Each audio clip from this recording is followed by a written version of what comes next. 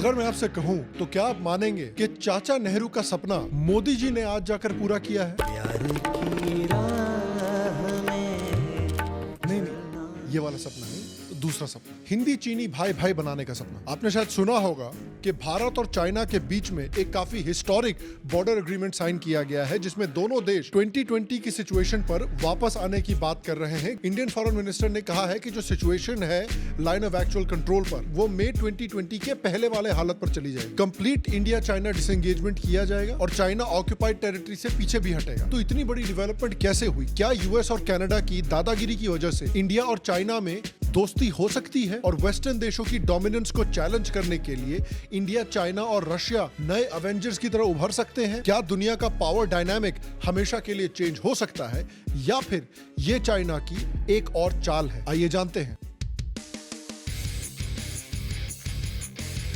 Hello और शाम Sharma show के इस एपिसोड में आपका बहुत बहुत स्वागत है। मैं हूं सेक्युलरिज्म का सीईओ शाम शर्मा और आप सबको एक सेकुलर प्रणाम। तो जैसा कि मैंने कहा, इंडिया और चाइना के बीच में हाल में ही एक बहुत ही हिस्टोरिक डील साइन की गई है ब्रिक्स मीटिंग के जस्ट पहले। और ये न्यूज एक्चुअली काफी सडनली अनाउंस हुई है, लेकिन इसके पीछे का जो काम है वो काफी समय से चल रहा था और इसके पीछे माना जाता है कि अजीत डोवल का बड़ा हाथ है। सितंबर 2024 में सेंट पीटर्सबर्ग में हुई एक मीटिंग में अजीत डोवल और चाइनीज रिप्रेजेंटेटिव्स ने इस बारे में बात की थी, जिसमें उन्होंने चाइनीज फॉरेन मिनिस्टर वांग यी से म्यूचुअल अंडरस्टैंडिंग और ट्रस्ट बेहतर डेवलप करने की बात की थी। इसके बाद फॉरेन सेक्रेटरी विक्रम मिस्री कहते हैं कि चाइना की तरफ से भी एक बड़ी पहल की गई, जिसके बाद ये इंडिया चाइना का बॉर्डर एग्रीमेंट साइन किया गया है। Over the last several weeks, Indian and Chinese diplomatic and military negotiators have been in close contact with each other in a variety of forums.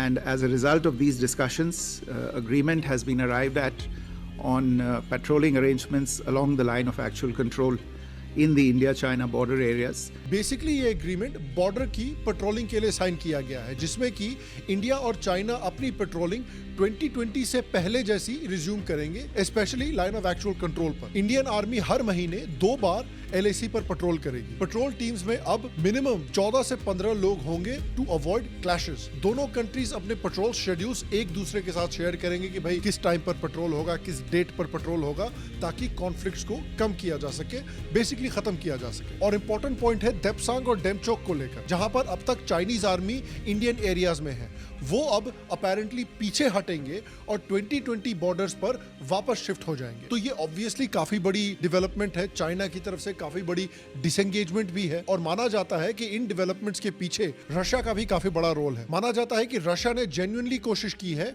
India और China को एक table पर लाने की, इसीलिए उन्होंने अजीत डोवल और चाइनीज फॉरेन मिनिस्टर के बीच में ये बैकडोर मीटिंग सेंट पीटर्सबर्ग में करवाई थी। चाइना ने यह भी अनाउंस किया है कि अब इंडिया और चाइना के बीच में डायरेक्ट पैसेंजर फ्लाइट्स फिर से शुरू होने वाली हैं। और इसीलिए पिछले महीने सिविल एविएशन मिनिस्टर के राममोहन नायडू और सोंग जियोंग के बीच में एक मीटिंग भी हुई थी। तो अब ऑब्वियसली यहां पर एक नेचुरल सवाल उठता है कि ये बड़ी बात क्यों है? क्योंकि देखिए, चाइना और इंडिया के बीच में अच्छे रिलेशंस का मतलब कि सूरज अचानक से पश्चिम से उगना शुरू होगा, या फिर watching a cricket match without at least one person on Twitter saying कि भाई धोनी का कमबैक करवाओ। साला IPL 69 भी होगा ना, उसमें भी 90 साल के धोनी को उठा के पटक देंगे पिच पे थाला फॉर अ रीजन बोल के। देखिए, इंटरेस्टिंग बात यह है कि इंडिया और चाइना 2 एंशिएंट सिविलाइजेशंस हैं, जिनमें हजारों सालों से एक म्यूचुअल रिस्पेक्ट रही है। इनफैक्ट इंडिया का greatest export to China has been Indian culture, यानी बुद्धिज्म। कई चाइनीज मंक्स इंडिया स्टडी करने के लिए आए हैं और इन चाइनीज मंक्स ने जो अकाउंट्स अपने शेयर किए हैं, उससे हमें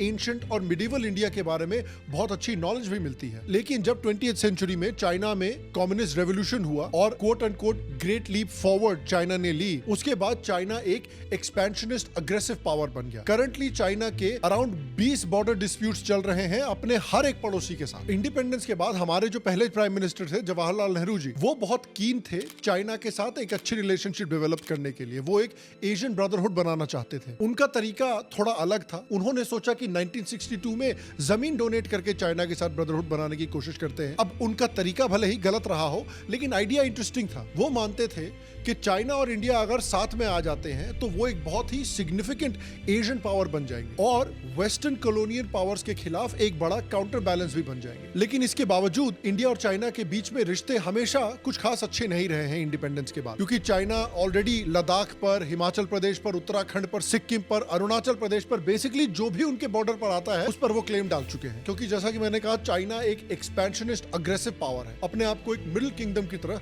एस्टैब्लिश करना चाहता है और पूरे एशियन कॉन्टिनेंट को डोमिनेट करना चाहता है। 1962 के वॉर के बाद खासकर LAC पर लगातार चाइना के साथ इंडिया के स्टैंड ऑफ्स होते रहे। उसके साथ साथ चाइना ने पाकिस्तान को एक पालतू कुत्ते की तरह ग्रूम भी किया है ताकि वो पाकिस्तान का इस्तेमाल करके इंडिया को कमजोर रख सके। और इसीलिए चाइना कई सालों से पाकिस्तान को अलग अलग इंटरनेशनल इश्यूज पर इंटरनेशनल फोरम्स में सपोर्ट करता हुआ आया है, खासकर UN में अपने वीटो पावर का इस्तेमाल करके। चाइना ने पाकिस्तान को काफी इकोनॉमिक और मिलिट्री सपोर्ट भी दिया है, खासकर आर्म्स और न्यूक्लियर टेक्नोलॉजीज के एरिया में। उसके रिस्पॉन्स में इंडिया ने भी कहा कि चलो ठीक है भैया। चाइना ने बहुत प्रोटेस्ट किया, लेकिन उसके बावजूद इंडिया ने दलाई लामा को इंडिया बुलाया। इंडिया कई तिब्बतन रेफ्यूजीज और कई तिब्बतन पॉलिटिशियंस और एक्टिविस्ट को भी शेल्टर देता है, और तिब्बतन गवर्नमेंट इन एग्जाइल जो है वो कई सालों से इंडिया से ऑपरेट कर रही है और रेगुलरली इलेक्शंस भी करती है। इस बात से चाइना ऑब्वियसली बहुत चिढ़ता है, क्योंकि वो तिब्बत को एज अ चाइनीज टेरिटरी देखते हैं। और हाल में ही हालात जो है वो बद से बदतर हो गए थे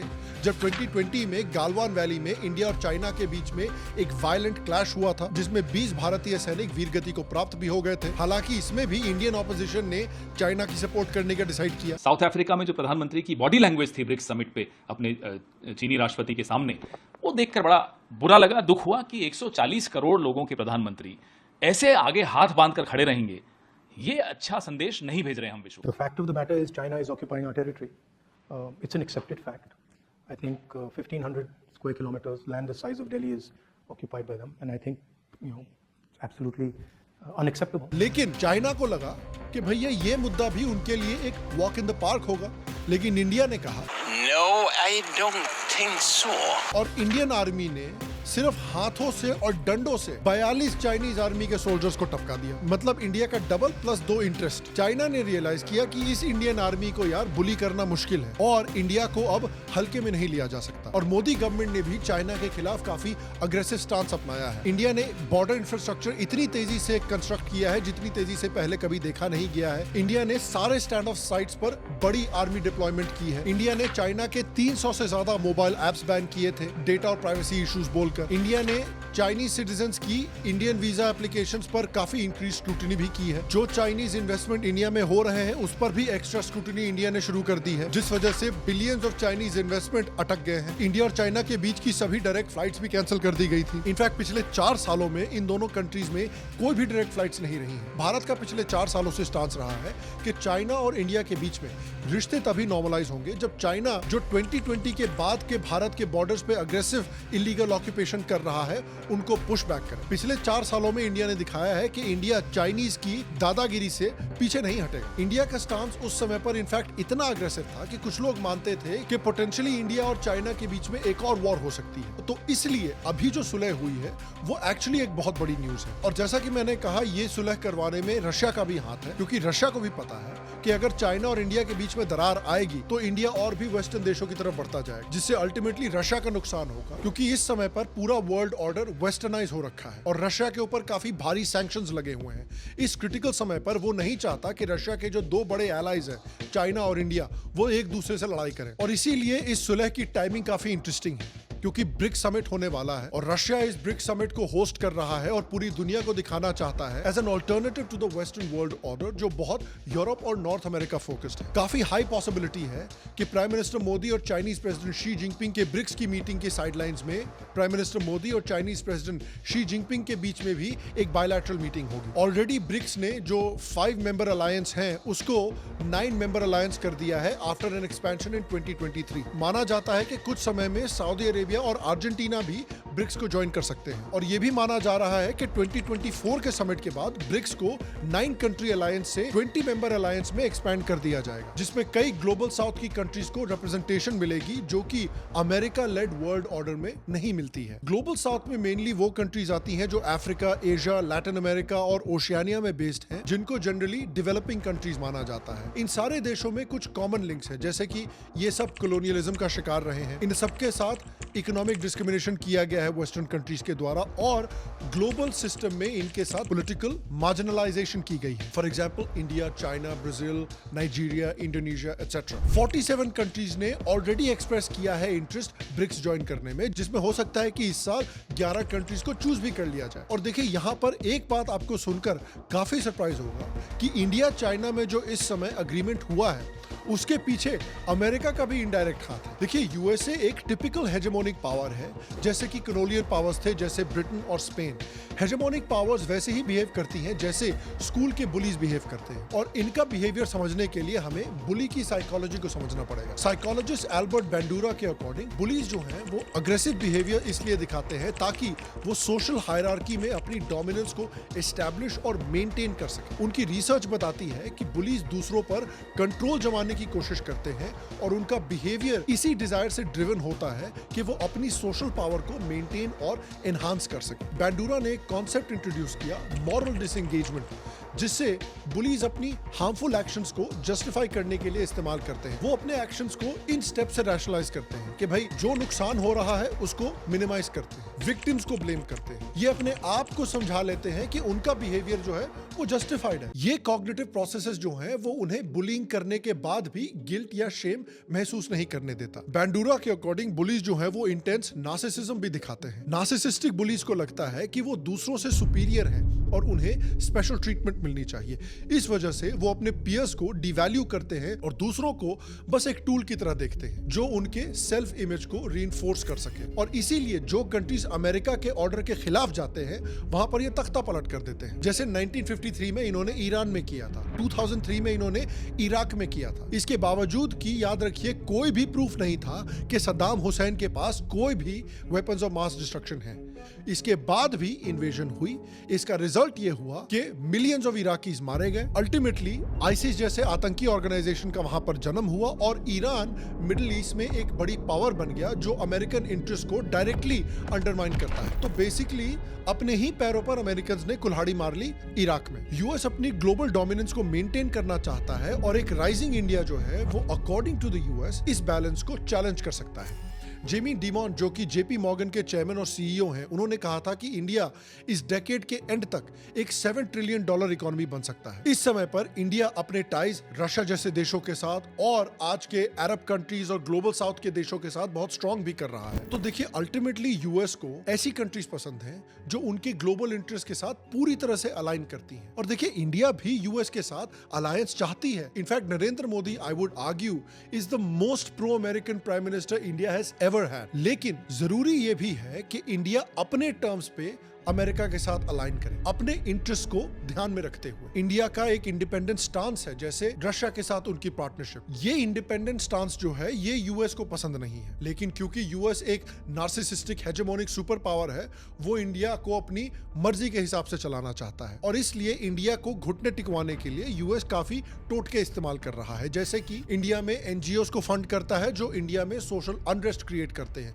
इनफैक्ट 2022 में इंडियन गवर्नमेंट ने 6000 एनजीओस के परमिट्स कैंसिल किए थे जिनको फॉरेन फंडिंग मिलती है। यूएस अक्सर ऑपोजिशन लीडर राहुल गांधी को होस्ट करता है जिन्होंने ओपनली इंडिया में फॉरेन इंटरवेंशन मांगा है तख्ता पलट करने के लिए। राहुल गांधी अमेरिका में जाकर एंटी इंडिया फोर्सेस से भी मिलते हैं जिनके जॉर्ज सोरोस से लिंक्स हैं, जैसे कि हिंदूज फॉर ह्यूमन राइट्स, और जिनके अलेजिडली पाकिस्तानी आईएसआई और पाकिस्तानी एक्सट्रीमिस्ट ऑर्गेनाइजेशंस के साथ भी लिंक्स हैं, जैसे कि इंडियन अमेरिकन मुस्लिम्स काउंसिल। याद रखिए कि इसी साल अप्रैल में बांग्लादेश की प्राइम मिनिस्टर शेख हसीना ने यूएस पर उनकी सरकार को गिराने की कोशिश करने का इल्जाम लगाया था, क्योंकि शेख हसीना की गवर्नमेंट जो थी वो बहुत प्रो इंडिया थी। और इवेंचुअली यही हुआ, अमेरिका ने शेख हसीना की गवर्नमेंट को ओवरथ्रो किया और वहां पर अमेरिकन पपेट मोहम्मद यूनुस को पीएम इंस्टॉल किया गया। अपैरेंटली यूएसए ने कनाडा को भी उकसाया कि वो खालिस्तानी निज्जर की किलिंग पर इंडिया को अक्यूज करे। अमेरिका ने सो कॉल्ड इंटेलिजेंस कनाडा के साथ शेयर की थी इंडिया को अक्यूज करने के लिए। तो भसड़ साले ये मचा रहे हैं बैकग्राउंड से काफी समय से। अब रिजल्ट ये हो गया है कि इनके कुकर्मों की वजह से दो एशियन पावर शायद साथ आ रहे हैं, और दो एशियन पावर्स अगर साथ आ रहे हैं तो इससे पूरे वेस्टर्न वर्ल्ड को काफी बड़ा शॉक लग रहा है, काफी बड़े बड़े मेल्टडाउन्स हो रहे हैं। और इस एग्रीमेंट से तो हो सकता है सबसे ज्यादा मिर्ची पाकिस्तान को लगे, क्योंकि उनके ओरिजिनल अब्बू और उनके दूसरे अब्बू दोनों में अगर सुलह हो गई तो उनके लिए बड़ी खराब बात है, क्योंकि भिखारियों के कहीं पैसे ना बंद हो जाए परमानेंटली। अगर हम करें तो करें क्या, बोले तो बोले क्या। जैसा कि मैंने कहा, वेस्टर्न देशों को काफी मिर्ची लग रही है। Prime Minister Modi is expected to meet with Xi Jinping on the sidelines. So my guess is that Washington is not happy. अब देखिए, ये डेवलपमेंट तो अच्छी है, लेकिन कोई बेवकूफी होगा जो आपको कहेगा कि भाई हमको ब्लाइंडली चाइना को ट्रस्ट करना शुरू कर देना चाहिए। चाइना कोई भोला बच्चा तो है नहीं, इतनी जल्दी तो वो सुधर नहीं जाएगा। देखिए, इस सुलह के पीछे एक बड़ी रीजन ये है कि चाइना समझ रहा है कि अभी उसका मेन फोकस है ग्लोबल वर्ल्ड ऑर्डर को चेंज करना, और इसमें इंडिया की जरूरत पड़ेगी। अगर फ्यूचर में चाइना ताइवान को ओवरटेक करना चाहता है तो उसके लिए उसको एक ग्लोबल कंसेंसस बनाना पड़ेगा, और बिना इंडिया के साथ दोस्ती किए कोई ग्लोबल कंसेंसस इस समय पर चाइना को बनाने में मुश्किल हो रही है। और ये बात याद रखिए कि चाइना इंडिया की तरफ दोस्ती का हाथ सिर्फ और सिर्फ इसलिए बढ़ा रहा है क्योंकि इंडिया इस समय पर ताकतवर पोजीशन में है। अगर कल को इंडिया में पॉलिटिकल इंस्टेबिलिटी आती है, सोशल इंस्टेबिलिटी आती है, एक कोalition गवर्नमेंट बनती है जहां पर इंडिया कमजोर होता है पॉलिटिकली, तो चाइना तुरंत उस वीकनेस को देखेगा और तुरंत अपनी स्ट्रेटेजी इंडिया की तरफ चेंज कर देगा। दोस्ती का हाथ तुरंत गायब हो जाएगा। तो इंडिया के लिए यहां पर एक बड़ा लेसन है, लेकिन यहां पर यूएसए के लिए भी एक बड़ा लेसन है कि दुनिया में आज सिर्फ एक ही पावर नहीं है कि भाई दुनिया भर की कंट्रीज को सिर्फ आपके पास ही आना पड़े। अब और भी पावर्स इमर्ज हो रही हैं जो एक दूसरे के साथ भी कोलैबोरेट कर सकती हैं। चाइना हमारा एलाई नहीं हो, लेकिन पार्टनर तो बन सकता है ना, क्योंकि देखिए, जियोपॉलिटिक्स में ना कोई हमारा परमानेंट फ्रेंड होता है, ना कोई परमानेंट दुश्मन होता है, सिर्फ परमानेंट इंटरेस्ट होता है। और अल्टीमेटली देखिए, मैं तो मानता हूं कि इंडिया को फिर भी वेस्टर्न देशों के साथ एलाई बनना चाहिए, क्योंकि वो देश भी डेमोक्रेसीज हैं और वो सेम प्रिंसिपल्स ऑफ फ्रीडम्स में बिलीव करते हैं जिनमें इंडिया बिलीव करता है। लेकिन वेस्टर्न देशों की भी रिस्पॉन्सिबिलिटी बनती है कि वो इंडिया को एक पार्टनर की तरह देखें। अमेरिका इंडिया को एक सर्वेंट की तरह नहीं देख सकता जिस तरह से वो यूके को सर्वेंट की तरह देखते हैं। बट मैं आपसे पूछना चाहता हूं कि आपको क्या लगता है कि ये डेवलपमेंट क्या इंडिया के लिए एक अच्छी चीज है? क्या इंडिया को चाइना के साथ ट्रस्ट करना चाहिए, बेहतर रिलेशनशिप डेवलप करनी चाहिए, या यूएसए की तरफ बेहतर रिलेशनशिप डेवलप करनी चाहिए? आपको क्या लगता है इंडिया के लिए स्ट्रेटेजिकली क्या बेहतर है? नीचे कमेंट सेक्शन में मुझे जरूर बताएं। बाकी अगर आपने अभी तक हमारे पेट्रियन या हमारे यूट्यूब में मेंबरशिप नहीं ज्वाइन की है तो प्लीज जरूर ज्वाइन करें। मैं आपसे अगले एपिसोड में मिलूंगा, और तब तक स्वस्थ रहें, सुखी रहें। फिर मिलेंगे, और आप सबको एक सेकुलर प्रणाम।